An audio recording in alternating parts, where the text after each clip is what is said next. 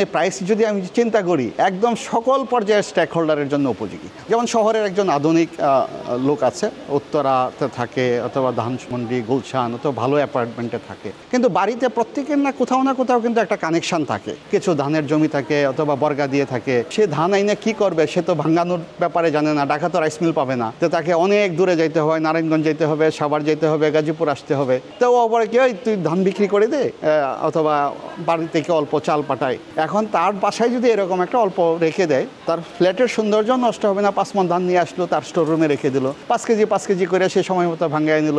সেমন গুলশান ধানমন্ডির জন্য যেমন উপযোগী, একদম গ্রামের একটা অল্প শিক্ষিত কৃষক যার কাজ নেই কিছু নাই তার জন্য উপযোগী।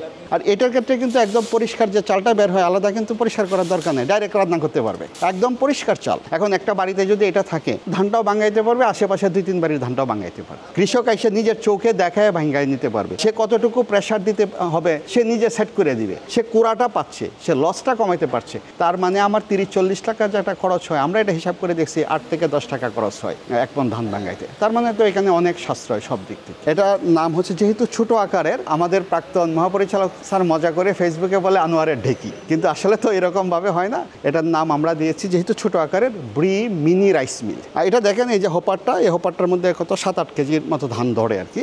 এই লিভারটা হচ্ছে টান দিলে হচ্ছে হপার, দেখেন ভিতরে দেখেন ওপেনিং, ধান নিচের দিকে যাবে। এখন আমি প্রথম যখন ধান দিব, প্রথমেই যদি চলে যায় সমস্যা না, এটাকে এই যে বন্ধ করে রাখতে, বন্ধ করে আমি ধান দিলাম। ধান দেওয়ার পরে আমি এই যে তারের মাধ্যমে যেখান থেকে পাওয়ার আসলো, মূল সুইচটা দেওয়ার পরেও কিন্তু মোটর চলবে না। মোটর চলার জন্য আমার এই যে এই পাশে সুইচ আছে, সুইচ আসার আগে কিন্তু আমার এই সুইচ দেওয়ার আগে আমি যেহেতু আগে বহুবার চালাচ্ছি, জানি আমি এই দিক দিয়ে জানি কতটুকু প্রেসারে চালাবো, তো প্রথম অবস্থায় আমি 3-4-5-এর পজিশনে এটাকে সেট করব। সেট করে আমার এখানে ধান দেওয়া আছে, আমি এখানে সুইচ দিলাম। সুইচ দেওয়ার পরেই তো মোটর চালু হয়ে গেল, কিন্তু ধান তো নাই, ধান তো হচ্ছে লিভারে আটকায় রাখছি। আমি এই লিভারটা টান দিয়ে দিলাম, এই যে ধান যাওয়া শুরু হলো। হলারে ভাঙ্গার পরে আমার পরিষ্কার চালটা আসবে এই পাশ দিয়ে, আর এই পাশ দিয়ে আসবে এবং তুষ এবং কুড়া। 150 কেজি অন এন অ্যাভারেজ 1 ঘন্টায় ধান ভাঙানো যায়। এই মেশিনের শুরু থেকেই আমি আসি, ধরেন ডিজাইন থেকে শুরু করে ফাইনাল প্রসেসিং পর্যন্ত 4-5 মাসের মতো সময় লাগছে এটাকে ডেভেলপমেন্ট ফুললি ডিফাইন করতে আর কি। এই মেশিন থেকে আমরা শুধু চালে পাচ্ছি না, এই মেশিন থেকে যে কুড়াটা বের হচ্ছে,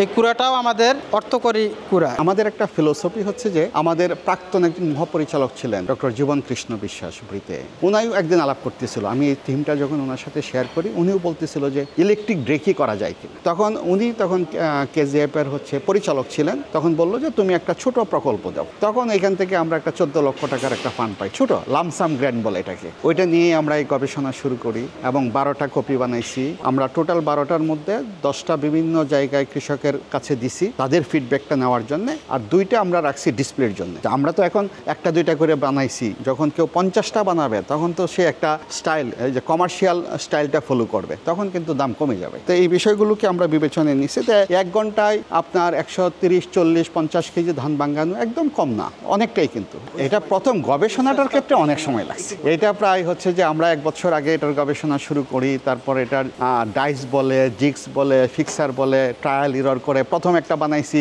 দেখি যে না, ওইটা লোড নিতে পারে না। দ্বিতীয় পর্যায়ে দেখা গেল যে আমরা যে প্রেশারের 9টা নব করছি, 9টা স্টেজ আলাদা আলাদা ফাংশন করা যায় না, দেখা যাচ্ছে যে ওভার পলিশ হয়ে যাচ্ছে। একদম কম হয়ে গেলে দেখা যাচ্ছে পলিশ হচ্ছে না। ওই স্প্রিংটার স্ট্রেংথ বের করতে যা একটা বিরাট সময় লাগছে। তো দাম বিবেচনা করলাম, ক্যাপাসিটি বিবেচনা করলাম। এখন যে করব, বিষয়টা যদি অনেক বড় হয়, মানুষ কিন্তু মেশিন সংরক্ষণ করাও সমস্যা। দেখেন কম্বাইন হারভেস্টার প্রায় 30-40 লক্ষ, 20 লক্ষ, 30 লক্ষ, 40 লক্ষ টাকা। পরে দেখা যাচ্ছে অনেকেই কিন্তু কম্বাইন হারভেস্টারটা রাখার জায়গা নাই, রাস্তার পাশে রেখে দেয়, অন্যের বাড়িতে রেখে দেয়, জমিতে রেখে দেয়।